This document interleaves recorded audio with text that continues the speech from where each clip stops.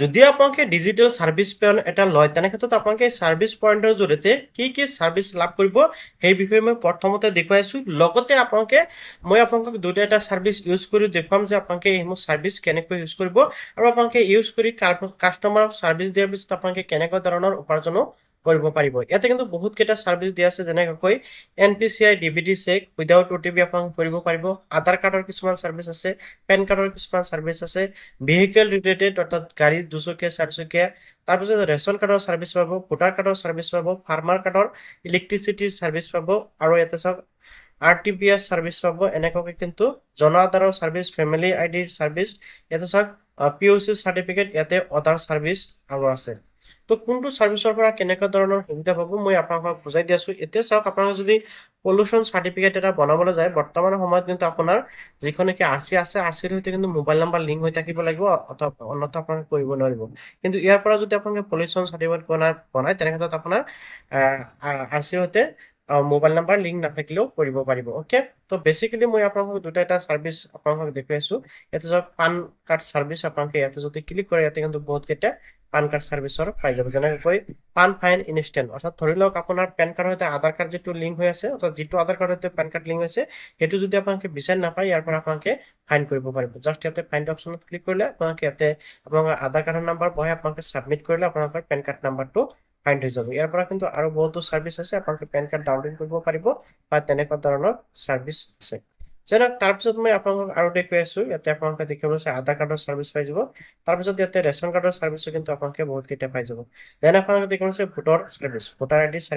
ID ছাৰ্ভিচসমূহ আপোনালোকে যেনেকা কেনেকুৱা ধৰণৰ পাব সেইটো বুজাই দিছো প্ৰথম যেটো আছে voter mobile link without OTP instant fast আপোনালোকে ধৰি লওক আপোনালোকৰ ভোটাৰ আইডি কাৰ্ডৰ সৈতে মোবাইল নাম্বাৰটো লিংক কৰিব লাগে বাট আপোনালোকৰ যেটো আধাৰ কাৰ্ড আছে আধাৰ কাৰ্ডৰ সৈতে মোবাইল নাম্বাৰ লিংক নাই বা আপোনালোকৰ আধাৰ কাৰ্ডখন নাই তেনে ক্ষেত্ৰত আপোনালোকে কিন্তু অটোমেটিকলি ইনষ্টেণ্ট ইয়াৰ পৰা মোবাইল নাম্বাৰটো লিংক কৰিব পাৰিব ফাষ্ট আপোনালোকে মোবাইল নাম্বাৰ লিংক কৰিব পাৰিব ঠিক তেনেকৈ voter mobile number without OTP এটো সোলো হ'ব আৰু এটো ফাষ্ট তাৰপিছত ইয়াতে অৰিজিনাল PDF উইদাউট OTP অৰ্থাৎ ধৰি লওক আপোনালোকৰ ভোটাৰ কাৰ্ডটো ডাউনলোড কৰিব তেনে ক্ষেত্ৰত আপোনালোকে ইয়াৰ পৰা ডাউনলোড কৰিব পাৰিব ওকে ধৰি লওক যদি আপোনালোকে ভোটাৰ কাৰ্ডৰ সৈতে মোবাইল নাম্বাৰটো লিংক কৰিব বিচাৰে ইয়াতে জাষ্ট ক্লিক কৰি দিব ক্লিক কৰাৰ পিছত ইয়াতে আপোনালোকৰ ভোটাৰ ইপিক নাম্বাৰ ইয়াতে আপোনালোকৰ মোবাইল নাম্বাৰ যেটো লিংক কৰিব বিচাৰে সেইটো আপোনালোকে বহাই দিব দেন আপোনালোকে জাষ্ট সাবমিট অপশ্যন ক্লিক কৰিলে সাকসেসফুলি হৈ যাব তাৰপিছত ইয়াতে চাওক এনেকৈ আপোনালোকৰ কিন্তু লগ এনেকৈ দেখুৱাই দিব যে আপোনালোকৰ ভোটাৰ কাৰ্ডৰ নাম্বাৰ ইয়াতে আপোনাৰ মোবাইল নাম্বাৰ আৰু ষ্টেটাসটো সাকসেসফুলি দেখুৱাই দিব আপোনালোকে যদি বিচাৰে তেনে ক্ষেত্ৰত আপোনালোকে এই যেটো প্ৰিন্ট মেনেজাৰ অপশ্যন আছে ইয়াতে ক্লিক কৰিব তাৰপিছত ইয়াতে চাওক এই যেটো অপশ্যন দেখা আছে ভোটাৰ PDF লিষ্ট বা আপোনালোকে দেখিবলৈ আছে ইয়াতে আপোনালোকে ক্লিক কৰিব ইয়াতে ক্লিক কৰাৰ লগে লগে চাব পাৰিব আপোনালোকে ইয়াতে চাওক ডাউনলোড অপশ্যন যেতে ক্লিক কৰিব ডাউনলোড অপশ্যনত ক্লিক কৰাৰ লগে লগে আপোনালোকৰ ভোটাৰ কাৰ্ডটো কিন্তু এনেকৈ ডাউনলোড হৈ যাব দেখিবলৈ পাইছে এনেকৈ কিন্তু ইজিলি আপোনালোকৰ ভোটাৰ আইডি কাৰ্ডখন ডাউনলোড হৈ যাব তো আশা কৰো নিশ্চয় বুজি পাইছে যে ভোটাৰ আইডি কাৰ্ডখন কেনেকৈ ডাউনলোড কৰিব এতিয়া কথা হ'ল ভোটাৰ আইডি কাৰ্ডটো ডাউনলোড কৰাৰ পিছত এতিয়া যদি আপোনালোকে বিচাৰে যে আপোনালোকৰ ফাৰ্মাৰ আইডি কাৰ্ডখন ডাউনলোড কৰিব তেনে ক্ষেত্ৰত আপোনালোকে যেটো ফাৰ্মাৰ সাৰ্ভিস অপশ্যন আছে ফাৰ্মাৰ সাৰ্ভিস অপশ্যনত গুচি যাব আৰু বৰ্তমান সময়ত কিন্তু সকলো মানুহৰ ফাৰ্মাৰ আইডি কাৰ্ডটো ডাউনলোডৰ প্ৰয়োজন হৈ পৰিছে যেহেতু সমগ্ৰ অসমতে ফাৰ্মাৰ ৰেজিষ্ট্ৰেচন প্ৰক্ৰিয়া আৰম্ভ হৈছে তো এতিয়া ফাৰ্মাৰ আইডি কাৰ্ডখন ডাউনলোড কৰাৰ বাবে কি কৰিব লাগিব ফাৰ্স্ট টাইম আপোনালোকে এগ্ৰিষ্টাক যেটো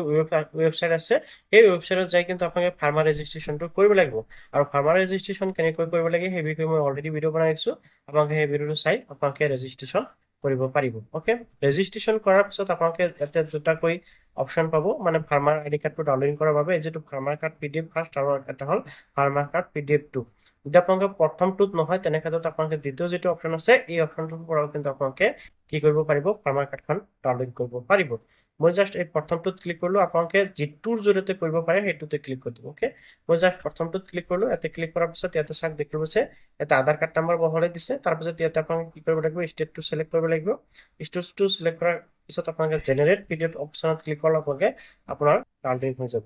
অথবা আপোনালোকে কি কৰিব পাৰিব এটা জাষ্ট মই কিন্তু আধাৰ কাৰ্ডৰ নাম্বাৰ আৰু ল্যাঙ্গুৱেজটো সিলেক্ট কৰি দিছো জাষ্ট সাবমিট অপশ্যনত ক্লিক কৰি দিম সাবমিট অপশ্যনত ক্লিক কৰাৰ লগে লগে ইউ আৰ শিওৰ অপশ্যন আহি যাব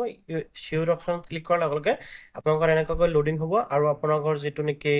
এগ্ৰিষ্টাক বা আপোনাৰ ফাৰ্মাৰ আইডি কাৰ্ডখন কিন্তু ইনষ্টেন্টলি ডাউনলোডিং হৈ যাব ইয়াতে চাওক আপোনালোকে দেখিবলৈ পাইছে ড্যাশবোৰ্ড এনেকৈ শো কৰিছে ইয়াতে চাওক দেখিবলৈ আছে ফাৰ্মাৰ সাৰ্টিফিকেট জেনাৰেট সাকসেসফুলি এনেকৈ আপোনালোকৰ যেটো নেকি ফাৰ্মাৰ কাৰ্ড সেই ফাৰ্মাৰ কাৰ্ড কিন্তু ডাউনলোডিং হৈ যাব এতিয়া জাষ্ট ডাউনলোডিং কৰাৰ বাবে ডাউনলোড অপশ্যনত ক্লিক কৰি দিব বা ইয়াতে ক্লিক কৰিব পাৰে মই জাষ্ট ডাউনলোড অপশ্যনত ক্লিক কৰিলোঁ এতিয়া কিন্তু মোৰ ফাৰ্মাৰ কাৰ্ডখন ডাউনলোডিং হৈ গ'ল মই আপোনালোকৰ সন্মুখত অপেন কৰি দেখুৱাই আছোঁ ঠিক আছে এতিয়া চাওক মই অপেন কৰিলোঁ অপেন কৰাৰ লগে লগে এনেকুৱাকৈ আপোনালোকৰ ফাৰ্মাৰ কাৰ্ডটো আহি গ'ল এতিয়া আপুনি যদি বিচাৰে তেনেক্ষেত্ৰত আপোনালোকে কাষ্টমাৰক এনেকুৱাকৈ ফাৰ্মাৰ কাৰ্ডটো ডাউনলোডিং কৰি দিব পাৰিব আৰু অন্যান্য বহুতো ছাৰ্ভিচ কিন্তু এই পৰ্টেলটোৰ জৰিয়তে পাব মই আপোনালোকক কিন্তু অলৰেডি দেখুৱাইছোঁ যে আপোনালোকে কি ছাৰ্ভিচ এই পৰ্টেলৰ পৰা পাব গতিকে ছাৰ্ভিচসমূহ ল'বলৈ হ'লে ফাৰ্ষ্ট টাইম আপোনালোকে কিন্তু এটা সৰু ৰেজিষ্ট্ৰেশ্যন কৰিব লাগিব আৰু ৰেজিষ্ট্ৰেশ্যনটো কেনেকৈ কৰিব লাগিব সেইটো মই এতিয়া আপোনালোকক প্ৰচেছটো দেখুৱাইছোঁ ইয়াৰ পিছতে কিন্তু ধৰি লওক আপোনালোকে পলিউশ্যন চাৰ্টিফিকেট এটা বনাব লাগিব আপোনালোকৰ বাইকৰ বা চাৰ্জতকে ইয়াতে ক্লিক কৰিব পলিউশ্যনত ক্লিক কৰাৰ পিছত ইয়াতে চাওক আপোনালোকে ধুনীয়াকৈ দেখুৱাইছে ইয়াতে আপোনালোকৰ ভেহিকেল নাম্বাৰ ইয়াতে অনাৰ নেম তাৰপিছত ইয়াতে আপোনালোকৰ ভেহিকেল 2 হুইলাৰ 4 হুইলাৰ আপোনালোকৰ যিটো হয় সেইটো হিচাপতে ইয়াতে আপোনালোকে চিলেক্ট কৰি দিব লাগিব তাৰপিছত ইয়াতে ব্ৰাউজাৰ ফালে অপশ্যনত ক্লিক কৰি আপোনালোকৰ যিটো নেকি গাড়ীৰ ফটো গাড়ীৰ প্লেট নাম্বাৰ সহকাৰে ফটোটো আপোনালোকে ইয়াতে আপলোড কৰিব লাগিব আপলোড কৰাৰ পিছত আপোনালোকৰ অলপ সময়ৰ ভিতৰত 1-2 ঘণ্টাৰ ভিতৰত পলিউশ্যন চাৰ্টিফিকেটটো হৈ যাব উইদাউট আপোনাৰ মোবাইল নাম্বাৰ ঠিক আছে তাৰপিছত আপোনালোকে জাষ্ট এই যিটো অপশ্যন আছে ইয়াতে ক্লিক কৰি আপোনালোকে ডাউনলোড কৰিব পাৰিব ইয়াতে ক্লিক কৰাৰ লগে লগে আপোনালোকৰ ফাৰ্মাৰ মানে POC চাৰ্টিফিকেটটো ডাউনলোড হৈ যাব এনেকুৱাকৈ দেখিবলৈ পাইছে ধুনীয়াকৈ ডাউনলোড হৈ গৈছে তো এনেকুৱাকৈ আপোনালোকে ছাৰ্ভিচসমূহ অতি সহজতে ল'ব পাৰিব এতিয়া কথা হ'ল যদি আপোনালোকে ইয়াতে বিচাৰে ৰেজিষ্ট্ৰেশ্যন কেনেকৈ কৰিব সেইটো মই আপোনালোকক দেখুৱাই আছোঁ ৰেজিষ্ট্ৰেশ্যন কৰাৰ বাবে আপোনালোকে জাষ্ট কি কৰিব এই পেজটোলৈ আহি যাব আৰু এই পেজটোৰ লিংক মই ভিডিঅ'টোৰ ডিছক্ৰিপশ্যনত দি ৰাখিছোঁ বা ইয়াত আপোনালোকে লিংকটো পাই যাব তলত তো আপোনালোকে জাষ্ট কি কৰিব এই যিটো ৰেজিষ্টাৰ অপশ্যন দেখিব গৈছে ৰেজিষ্টাৰ ট্ৰী আপোনালোকে এই অপশ্যনটোত ক্লিক কৰিব লাগিব ফাৰ্ষ্ট টাইম অথবা আপোনালোকে এই যিটো অপশ্যন দেখিব গৈছে ক্ৰিয়েট একাউণ্ট আপোনালোকে ক্ৰিয়েট একাউণ্ট অপশ্যনত ক্লিক কৰিব অ'কে তাৰপিছত ইয়াতে আপোনালোকে কিছুমান ডিটেইলছ দিব লাগিব যেনেকৈ আপোনাৰ নাম দিব ইয়াতে আপোনালোকৰ দোকানৰ নাম দিব দোকানৰ নাম নাথাকিলে আপোনালোকে যিকোনো এটা মনত পেলাই দি দিব ইয়াৰ পৰা আপোনালোকে ইউজাৰ টাইপটো চিলেক্ট কৰিব লাগিব অ'কে মেইন বস্তু এটা হ'ল ৰিটেইলাৰ 99 দি আপোনালোকে কৰিব পাৰিব আৰু সকলো ধৰণৰ ছাৰ্ভিচ কিন্তু আপোনালোকে ল'ব পাৰিব ডিষ্ট্ৰিবিউটাৰ আপোনালোকে দেখোন এনেকুৱাকৈ ধৰণৰ আপোনালোকে যিটো চিলেক্ট কৰিব বিচাৰে কৰিব দেন আপোনাৰ মোবাইল নাম্বাৰ ইয়াতে এণ্টাৰ কৰিব লাগিব ইয়াতে আপোনালোকে পাছৱৰ্ড এটা ছেট কৰিব ইয়াতে ইমেইল দিব আৰু আপোনালোকে ছাবমিট অপশ্যন ক্লিক কৰিলে আপোনাৰ একাউণ্টটো ক্ৰিয়েট হৈ যাব এতিয়া চাওক আপোনালোকে ইয়াতে যিটো মোবাইল নাম্বাৰ দিব সেইটো হ'ল আপোনাৰ ID আৰু ইয়াতে যিটো পাছৱৰ্ড আপুনি ছেট কৰিব সেইটো হ'ল আপোনাৰ পাছৱৰ্ডটো লগইন কৰাৰ বাবে অ'কে লগতে ইমেইলতো গুচি যাব আপোনাৰ ID পাছৱৰ্ডটো বেক টু লগইন অপশ্যনত ক্লিক কৰি দিলোঁ বেক টু লগইন অপশ্যনত ক্লিক কৰাৰ লগে লগে আপোনাৰ এই লগইন পেজটোলৈ আহি যাব এতিয়া আপোনাৰ যিটো ৰেজিষ্টাৰ মোবাইল নাম্বাৰ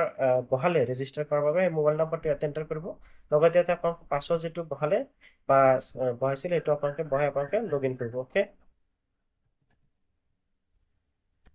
মই জাষ্ট ID পাছৱৰ্ড বহাই দিলোঁ এতিয়া লগইন অপশ্যনত ক্লিক কৰি দিম লগইন অপশ্যনত ক্লিক কৰাৰ লগে লগে ছাকচেছফুলি আপোনালোকৰ এনেকুৱাকৈ লগইন হৈ যাব মই দেখুৱাইছোঁ এনেকুৱাকৈ লগইন হৈ যাব আৰু ইয়াৰ পৰা কিন্তু আপোনালোকে কামসমূহ ইজিলি কৰিব পাৰিব লগতে আপোনালোকে যদি ৱালেটত ৰিচাৰ্জ কৰিব লাগিব এই যিটো অপশ্যন আছে ৱালেট মেনেজমেণ্ট ইয়াতে ক্লিক কৰি আপোনালোকে ৰিচাৰ্জটো কৰি ল'ব পাৰে তো আশা কৰিছোঁ আপুনি নিশ্চয় বুজি পালে ইয়াৰ পৰা আপোনালোকে কি ছাৰ্ভিচ বা কি সুবিধা পাব আপোনালোকে এবাৰ ৰেজিষ্ট্ৰেশ্যন কৰাৰ পিছত যেতিয়া নেকি ডেছবৰ্ডটো অপেন হ'ব তেতিয়া আপোনালোকে আৰু ভালকৈ